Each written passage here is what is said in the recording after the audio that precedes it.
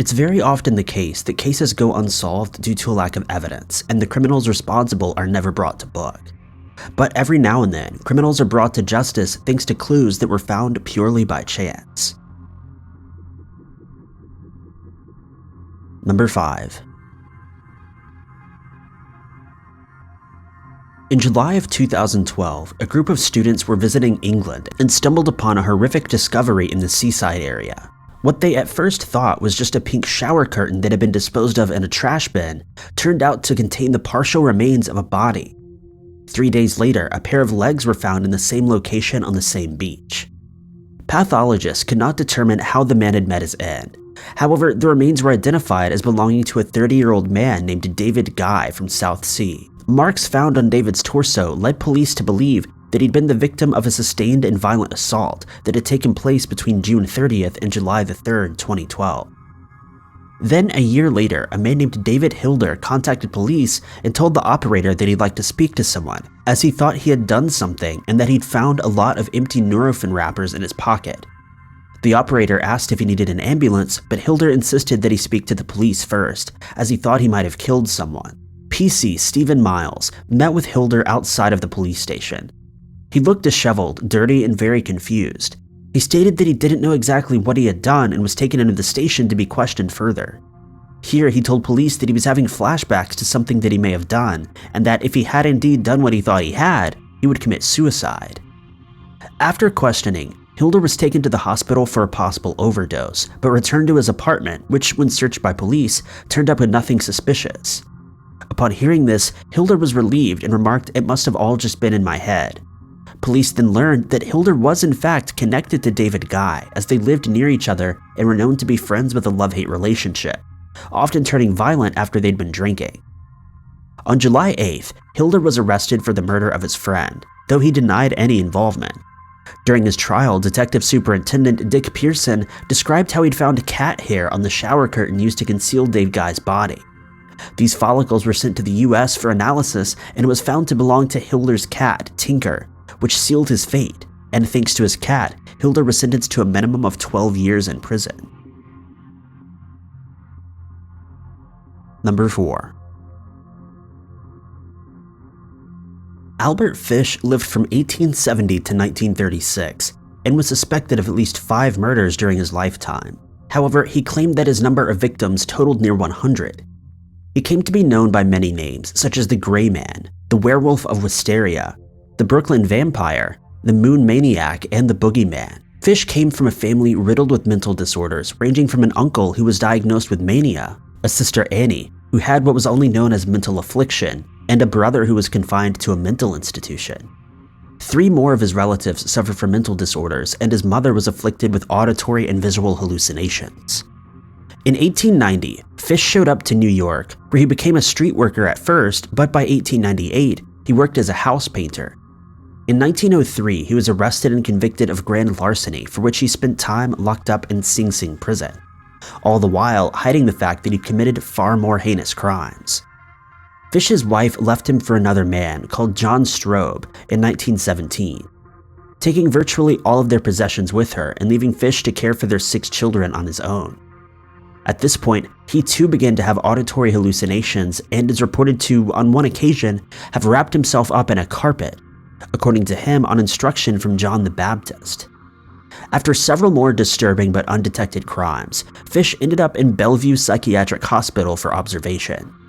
In 1928, Fish anonymously sent a letter to the parents of a girl who had gone missing, the contents of which are gruesome to say the least. The family of the missing girl contacted police, who noted that the envelope featured an emblem with the letters NYPCBA, which was short for the New York Private Chauffeurs Benevolent Association. A janitor from that company told police that he'd stolen the stationery and had taken it to his apartment where he no longer lived. The landlady of that address confirmed that Fish had been staying there, but had moved out just days before. When Fish returned to collect the check sent by his son, he was met by police, who, after disarming him, took him into custody. The list of crimes attributed to Fish is staggering, and he was ultimately executed in Sing Sing in 1936.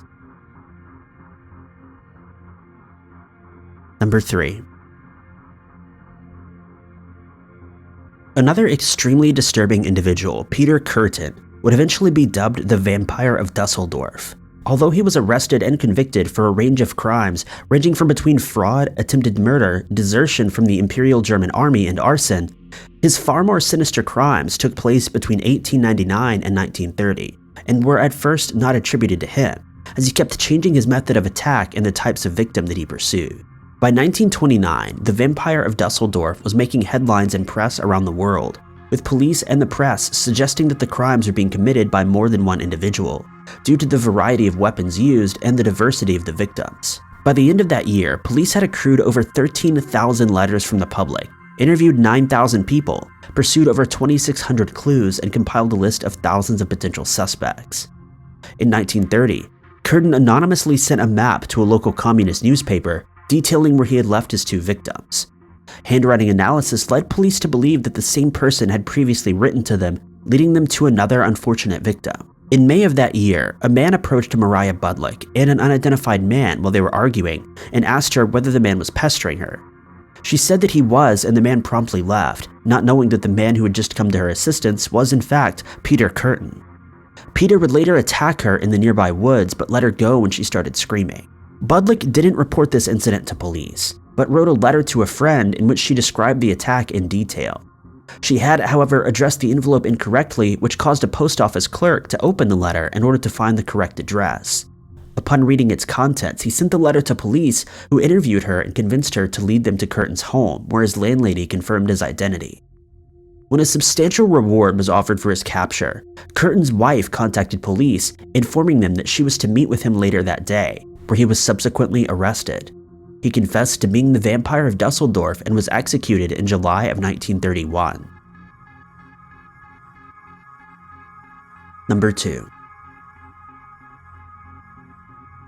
Mike DeBartleben was born in Arkansas to a military family, with his father serving as lieutenant in the U.S. Army in Washington after the attack on Pearl Harbor, and his brother later became a paratrooper.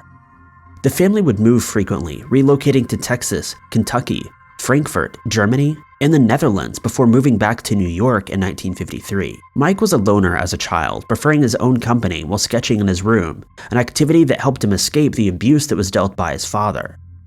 By 1956, age 16, he'd grown to hate his mother, threatening her with a letter opener and on one occasion with a hatchet, causing both of his parents to become fearful of him.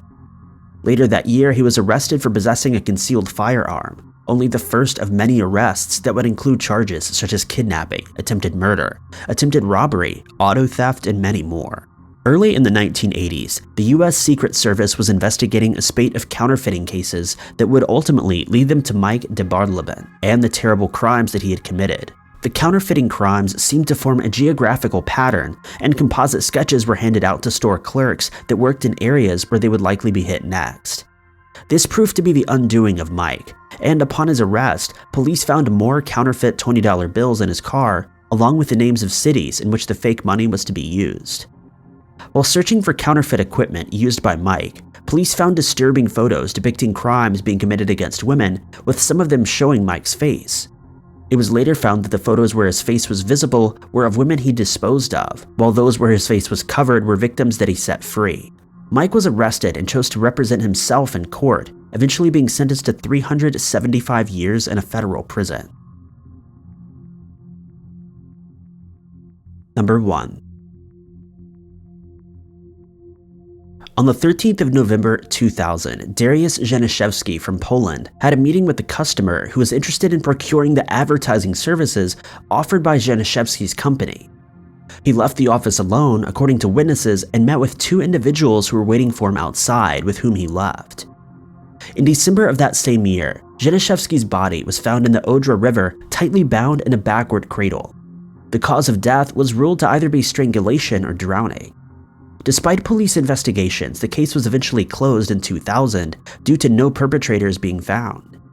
18 months later, an investigator with the police department reviewed the files of Janiszewski's case and noted that his phone had never been found. This led him to start a new line of inquiry, finding that the phone was still in use, although it had been sold several times. The first sale of the phone was traced to a Polish auction site called Allegro on November 17, 2000, 4 days after his disappearance. The seller was found to be a user named Chris B7. who upon further investigation was found to be Christian Bala, who'd written a novel called Emek, published in 2003. When attempting to interview Bala, police learned that he was traveling in Asia and would have been unable to commit this crime at the time.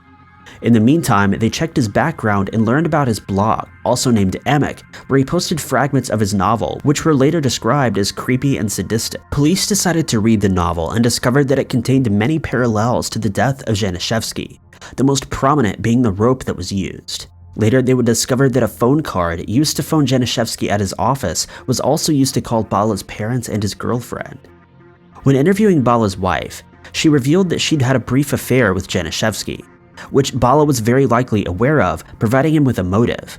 Bala was arrested upon his return to Poland in 2005 and initially claimed that he'd never heard of Janiszewski. Later, he confessed to his murder, but later recanted. At trial, he was eventually sentenced to 25 years in prison in a case that is still considered to be the most spectacular case in Polish judiciary history. Thank you guys so much for watching. If you liked this video, be sure to click that like button. Also, don't forget to subscribe and click that notification bell to keep up to date with all of our future uploads. But I've been Ty Knotts, and I'll catch you guys in the next video.